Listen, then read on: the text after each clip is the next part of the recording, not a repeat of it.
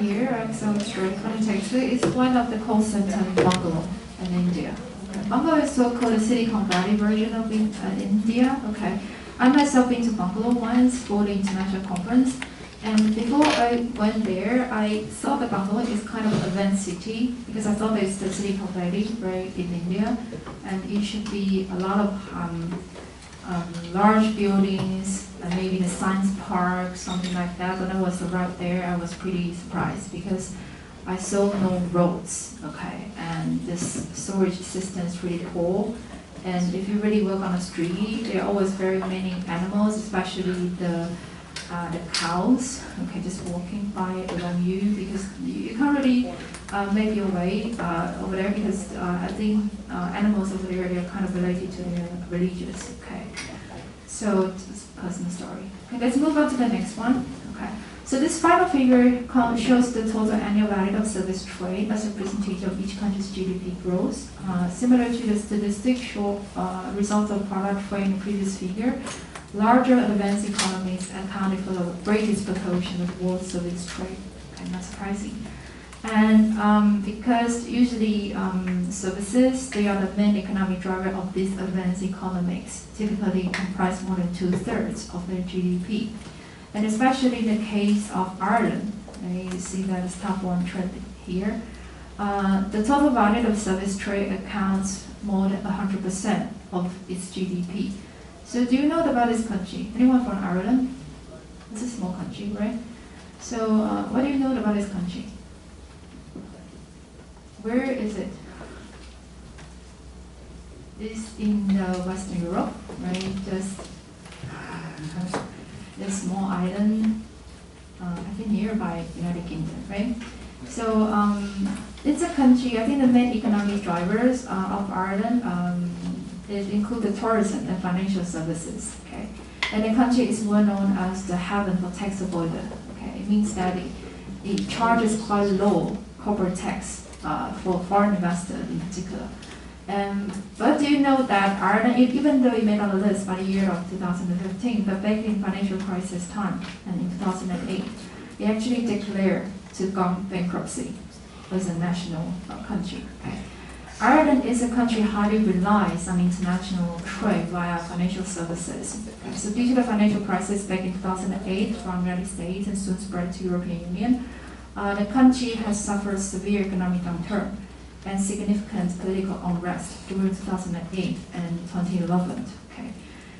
But in an effort to stabilize the situation, the Ireland government is conducting more stringent regulations on its financial industries, and a new era of positive GDP growth started in 2011.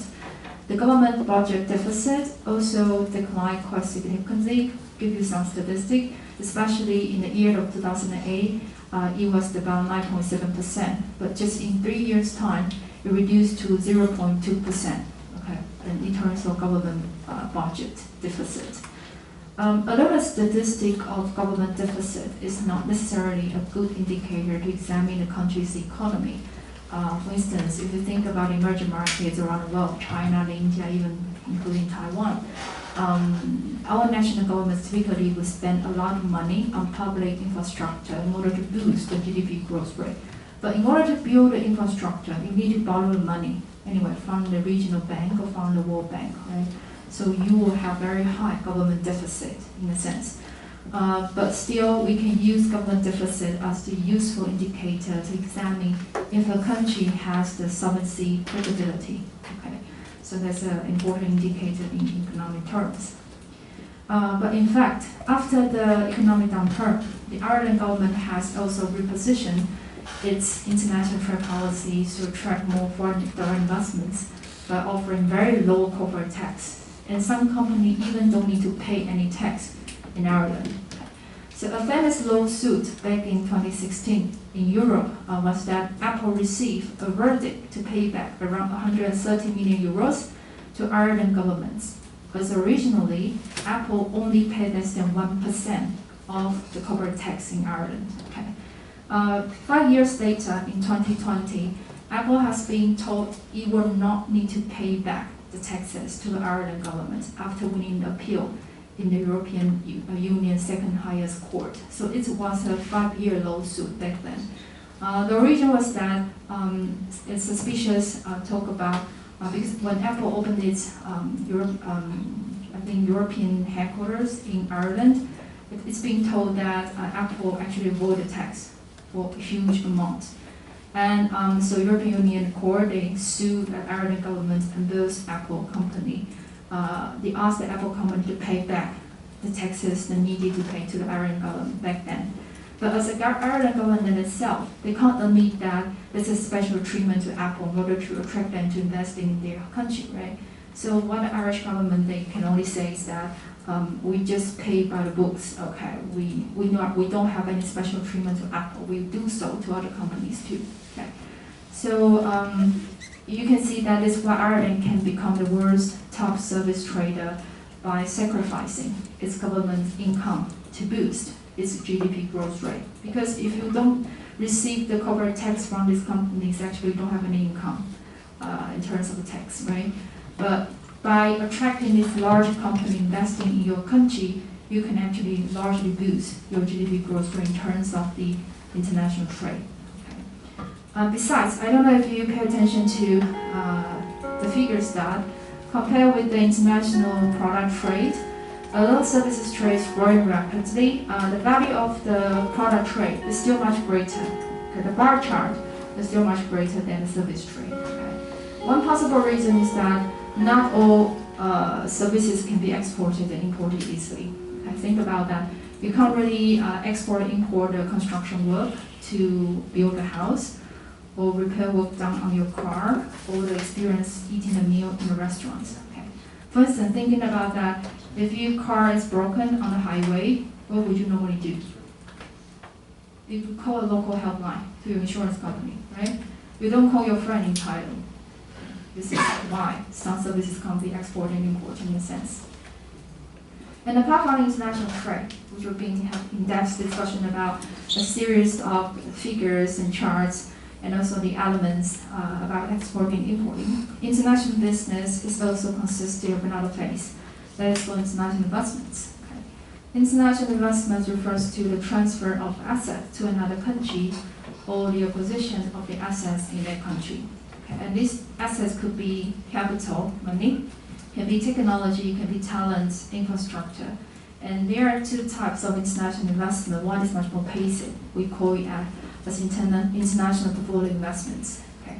It means the passive ownership of the foreign securities, such as the stocks and bonds, for the purpose of generating the financial returns. Okay, so you might be able to buy the Apple stocks in the States, and although you are one of the owners of Apple because of buying their stocks, but you are not in active control of its management unless you are a very large proportion of their stocks. But you are just looking for making the short-term money. This is called international portfolio investments, right? And contrary to the international portfolio investment with relatively short-term perspective, foreign direct investments, on the other hand, is one of the financial choices for companies to establish a physical presence, the growth, through acquisition of productive assets. Okay, give you some example. For instance, we have a leading Chinese company other than TSMC, which is very famous, called Foxconn, right? It has made huge direct investments on capital, technology, labor, and everything as you can think of in China for the purpose of expansion in the global market. And due to the direct investment, Foxconn has full control over its assets, and it focuses on long-term profitability, but rather the short-term cash out in the foreign markets. So the major distinction here is that if you do international portfolio investments, think about that you are actually looking for short-term money, or short-term investments. But if you do foreign direct investment, it means that you need to have the physical presence to grow, either to set up your subsidiaries to grow, or you acquire a local firm in that country. Anyway, you own the assets of that country. Okay, and based on the OECD most updated data up until December 2021, again, here are the top 20 FDI inflows and outflows country. Okay, so what are FDI inflows and outflows? FDI inflows means that the foreign investments are from abroad into a host country, and FDI outflows refers to the foreign investment from home country to another new market. Okay. So if we just see the charts on the left-hand side, okay, which is about the leading countries in the FDI outflows. Okay, So top countries are well-known leading economies in the world, such as I think United States, Germany, Japan, China, and UK. Okay, meaning that the businesses in these countries, they are very active in international expansion outside their home. Okay, so that's why there are so many FDI outflows from these countries to elsewhere. But when you move your eyesight to the right-hand side, okay, you can see that's the FDI inflows. You spot that Japan, although it's on the list on the left-hand side, but Japan's missing from the top 3, right? Why was that? Why were there limited foreign investments in Japan? Why no one wants to invest in Japan anymore? What do you know about the Japanese economy? You've been to Japan, right? Or less. What do you think about their economy? Yes? Aging population. Aging population, I think it's everywhere, not limited to Japan, right? What else? Yes? Stagflation? Inflation rates? No, stagflation, like... Stagnation of their economic developments, of course, right? But it's not really specific to the Japanese market. Of course, that's what could be one of aspects. I think the most intuitive reason why no one wants to invest in Japan because Japan is too expensive. That's the key. Okay. If you're foreign investors, okay, you will not choose Japan as your top choices. Okay, you probably will go to the United States, you go to China, you go to Hong Kong, but if you're looking for the bigger market, of course, Japan could be one of them. But we have to say that the consumer markets in Japan is very different from other countries around the world.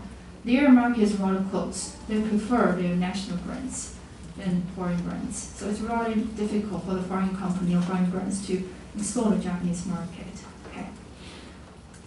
And so as you know that also Japan has been in the economic downturn for the past 2 decades. They have stagnation about economic development.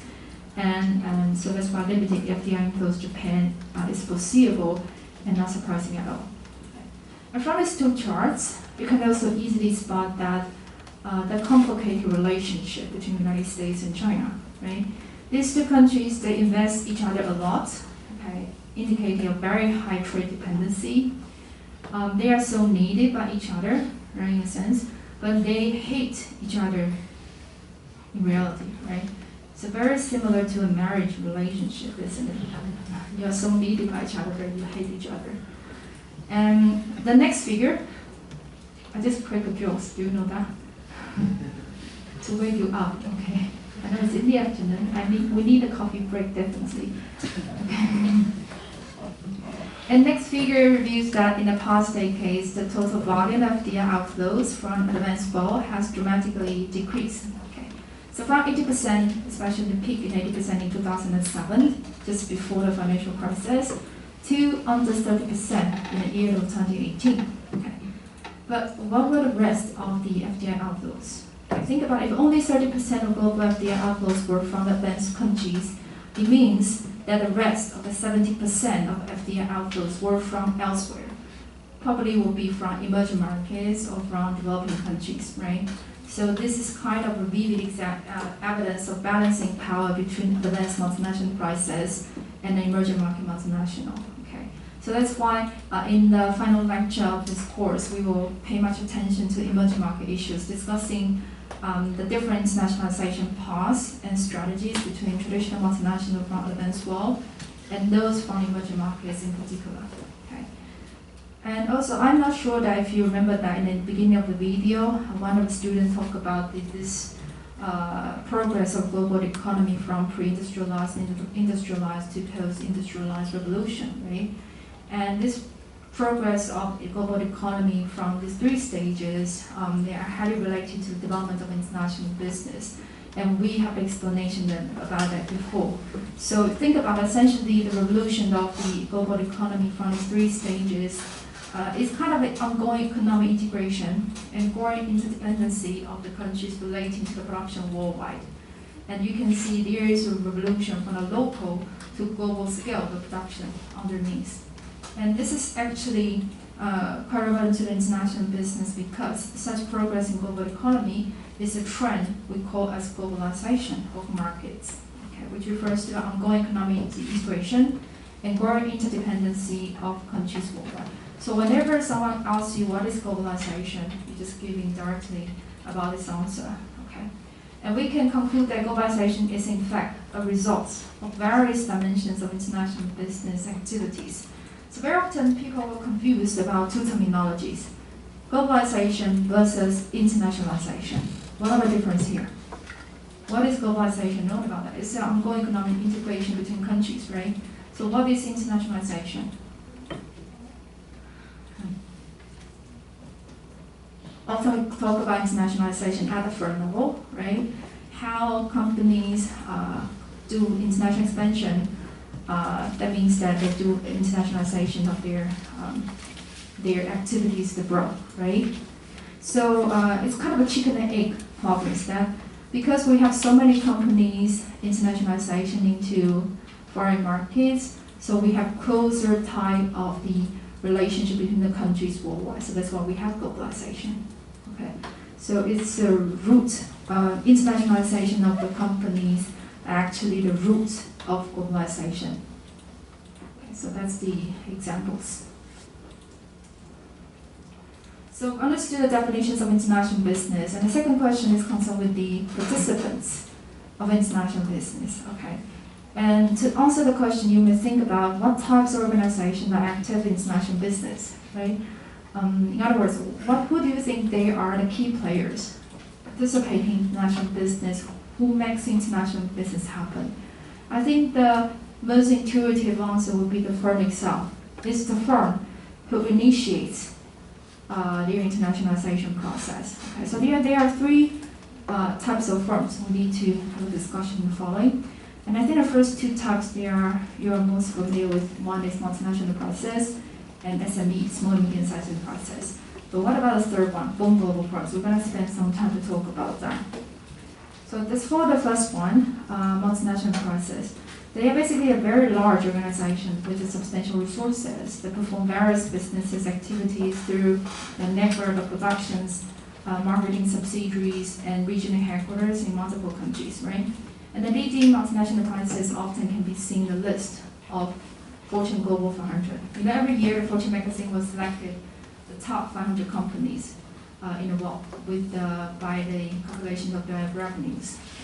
So which multinational enterprises are on the top 10 list last year? Let's watch the video. Quickly go through the list.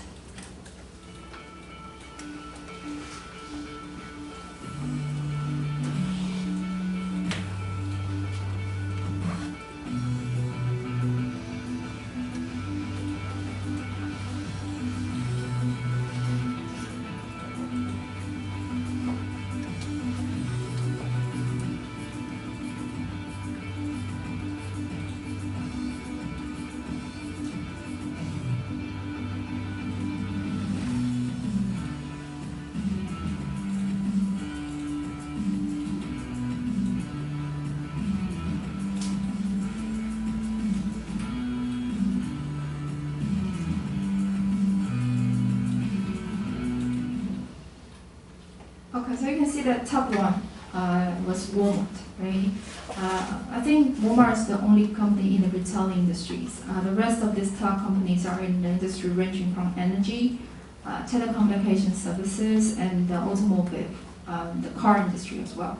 And this is because, think about these industries, they have strong internationalization motive as their product or services fit in the global customer needs. So they can easily sell their product or services to a global customer without any change, okay, because they are so needed by the global customers. And some local news here about the companies from Taiwan made on the list last year. So except Foxconn made in the top 24, which is quite remarkable. Other local companies were ranked between 200 and 400 in the list last year.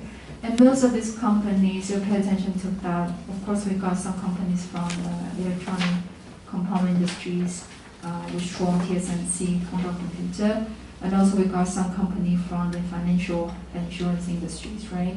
And also CPC Corporation is on the list as well. And a notable transition in the first decade of the 21st century is the rise of emerging market multinational. Okay. And this trend is illustrated in the figure. So you can see the number of multinational enterprises listed in the Fortune magazine's Global Fortune 500. The figures reveal that just as the number of the multinational enterprises based in the States and Japan has declined steadily during the year of 2000s, the number of multinational enterprises based in Brazil, China, India, and Russia, the so-called BRIC country, has increased. You can see the different colors of the bar charts actually within different countries, right?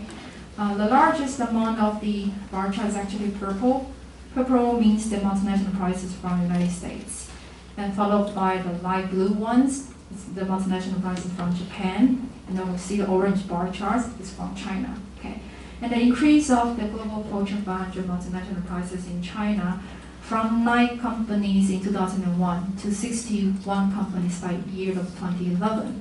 I think it's most particularly significant. Okay, so you can see from the orange bars, the trend suggested a sort of balancing multinational enterprises power, where the traditional developed country multinational from the United States and Japan once dominated the global 500, but nowadays they've been replaced by the company from emerging markets.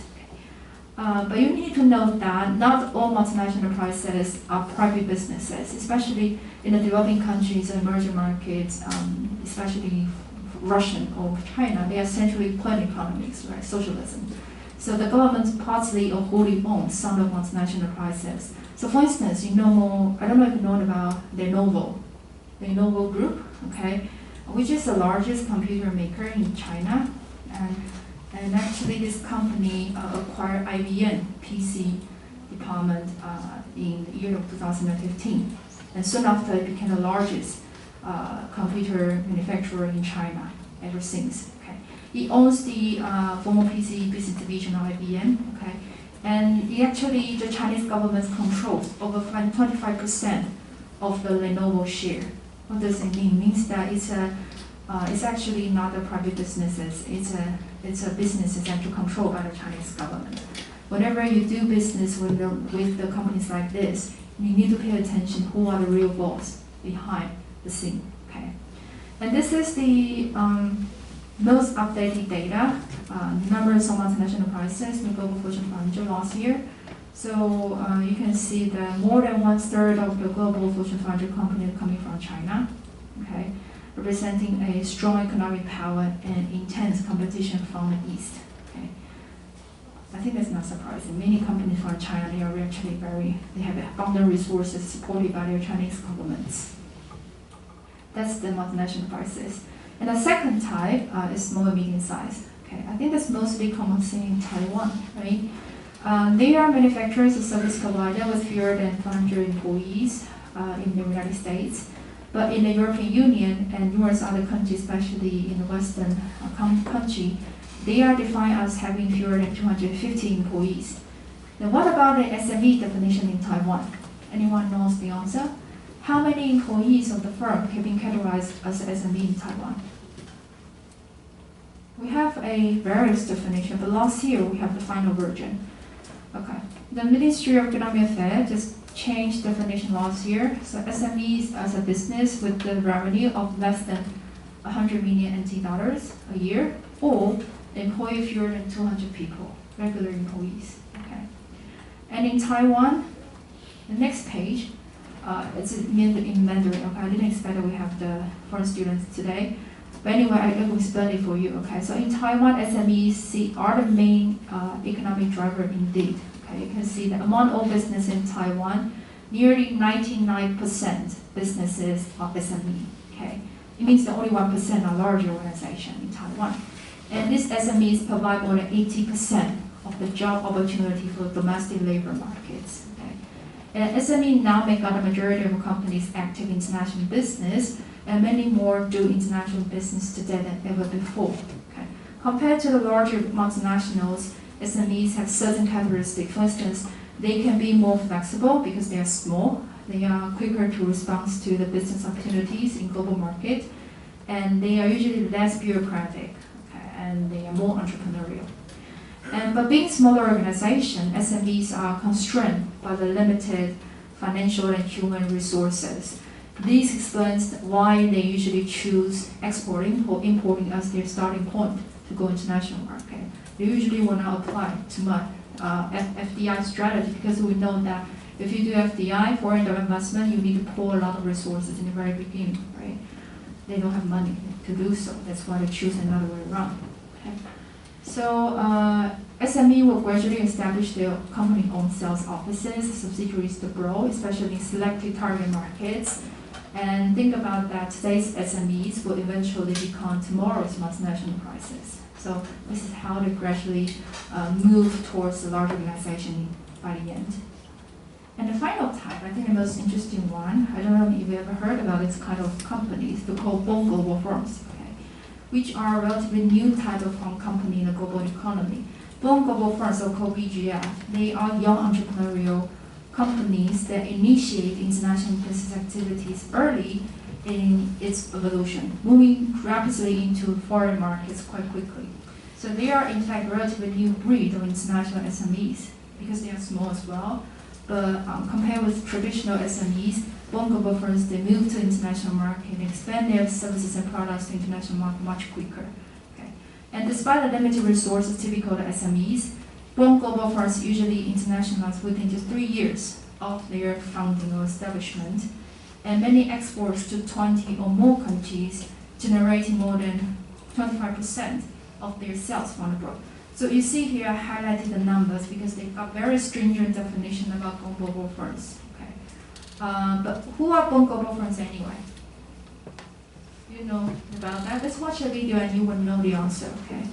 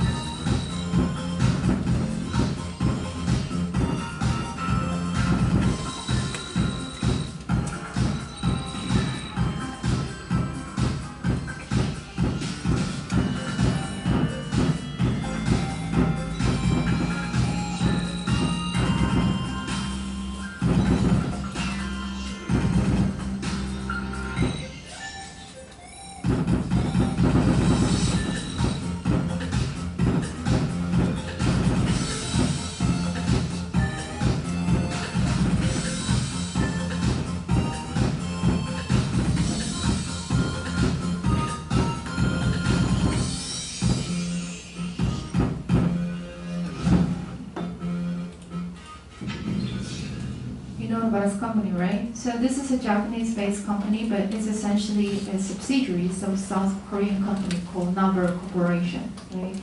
And the company business mainly is associated with the development of proprietary application for instant messaging. I think everybody knows about that. And it just launched its online free communication interfaces in 2011. So it's a rather young company and has soon become the most downloaded app in over 40 countries just within 1 year. It means that with less than 1 year, it started to go to international markets. Okay.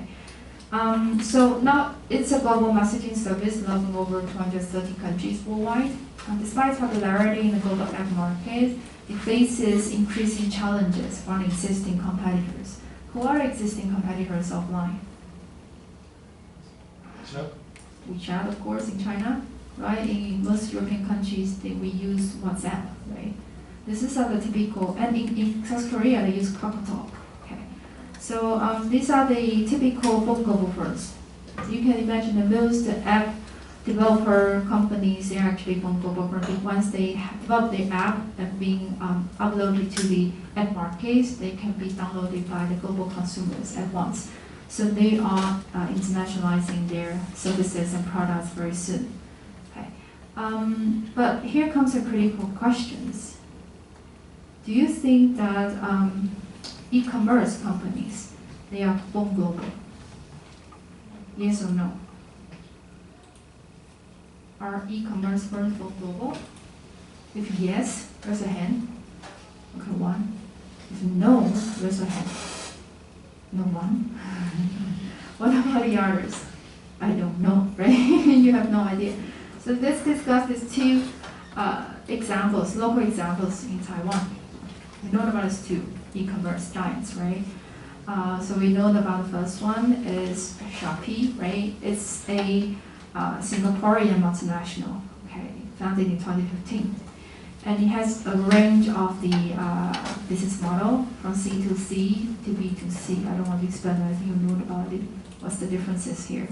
And it has international presence since a year after its establishment by the year of 2016 across Philippines, Malaysia, Indonesia, including Taiwan, Thailand, Vietnam, and China. Okay, so you can see that these companies are actually very eager to explore its services worldwide, quickly, especially in the Asia Pacific region. But on the other hand, we have another local giant here. It's called PC Home. I don't know if the foreign students know, but it's essentially the largest, not the second largest players in e-commerce markets locally in Taiwan. I think the first largest player right now, do you know which one? Yeah, Momo, right? So PC Home founded in 1996, okay, in Taiwan. But not until 2005, it launched its online marketplace. And next year, in cooperation with eBay, from PC Home eBay, okay. And by the year of 2014, it founded the PC Home American version. And a year after, it founded PC Home in Thailand. Okay, so you can see that from the two examples here, if we look at the definitions of Bone Global firms. Bone Global firms, they internationalize within 3 years of their founding, and they need to export to 20 or more countries, generating more than 25% of their sales from abroad. Obviously, PC Home is not a Bone Global firm, but Shopee is, right? So not all e-commerce companies are Bone Global. So we have basic understanding of the three types of firms: multinational enterprises, SMEs, and also Bone Global firm. But apparently, it's not a full story. So imagine that you are one of these companies, you are the firm manager. In the case of internationalization, who are the key players interacting with the organization? Okay. In fact, in the textbook, in addition to the focal firm just introduced, there are other organization participants in international markets, such as intermediaries, okay, facilitators, and also the governments. Okay, let's look at each quickly first. I just skipped this one because there's three types of company being introduced. And the second one is the intermediaries. Okay. Intermediaries, they are specialist companies. They provide various logistics and marketing services for local companies to get part of the international supply chain. And both in the home country and maybe in abroad, elsewhere. And intermediaries are especially critical to exporters. They do not engage in foreign direct investment. If you do FDI, you can do all the things by yourself. But if you need to do the exporting and importing, you need the help from the intermediaries because they are a specialist firm to help you deal with your products being transported from one country to another country. And there are several types of intermediaries. Here I just listed three most commonly seen types. The first one is foreign distributor. They are a good choice for companies that seek a stable, competitive presence in the target markets. And they typically have substantial knowledge about the foreign markets. Okay, so we can rely on that. And second one is called foreign agents. It's intermediaries that handle orders to buy and sell commodities, products, and services, international business transactions for a commission. Okay, but they do not take title ownership of your products. Okay, they're just kind of middlemen in between to get the deal done. Okay, especially in the commodity markets. And the final one is manufacturer representative. They are intermediaries contracted by the exporters to represent and sell their merchandise and services in country. And the typical, I think the largest manufacturer representative in Taiwan right now, especially have do a lot of outsourcing or I think international partnership with the brands from abroad. It's called a Universal. Okay, for instance, they have a lot of their retail chains, 7-Eleven, right? So they are the manufacturer representative of all the foreign products, nearly all the foreign products in Taiwan. And they only compensated by their commissions. They do not take the title of your goods. So instead of 11, for instance, you can see a range of products that actually come overseas. They still remain their brand name, right? 7-Eleven don't take the title of those their products. Okay. And the third category is organization participants called facilitators. Okay, they are independent individuals or companies that seize internationalization of operation of local firm and make it possible for transactions to occur efficiently, smoothly, and in a timely manner. Basically, they are a helper in internationalization of work. So think about it. It could be the international banks, right? You need the exchange of your currency. It could be international trade lawyers, maybe custom brokers and consultants, etc. Of course, logistic company could be one of the facilitators.